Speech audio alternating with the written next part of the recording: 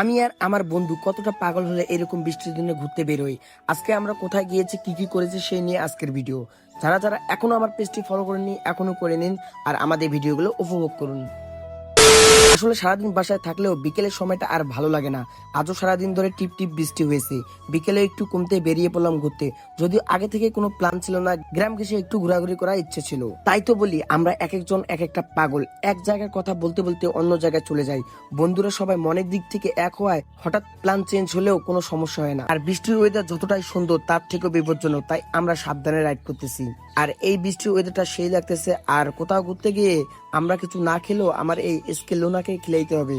ও sorry, আমি তো তোমাদের সাথে আমার স্কেল লুনাকে মিট করাতেই ভুলে গেছি। এই যে বাইকটার নাম রেখেছি স্কেল লুনা, নামটা কেমন হয়েছে অবশ্যই কমেন্টে জানাবেন। আর ভাই আজকের ভিউটা দেখুন, জাস্ট ওয়াও। মাঝে মাঝে জীবনে একটু রিস্ক না নিলে আসল আনন্দটাই মিস হয়ে যায়।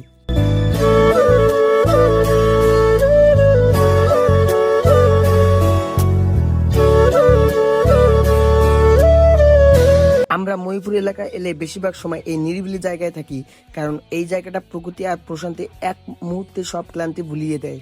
এখানে কিছু ছবি আর ভিডিও ক্লিপ নিয়ে নিলাম, আর আমার স্ক্রিনের ক্লিপ না নিলে কি চলে। ফিরতি পথে বৃষ্টি পড়ছিল, বন্ধু বলল দাঁড়া বেটা আগে রেনকোট পরে নেই। শুনে তো আমি হাসতেই লাগলাম। তখনও ঠিকভাবে বৃষ্টি শুরু হয়নি, কিন্তু একটু সামনে গিয়ে দেখি বৃষ্টি বাড়ছে, আর সেই আমাকে দেখে হাসছে। সো অবশেষে আমিও রেনকোট পরে নিলাম।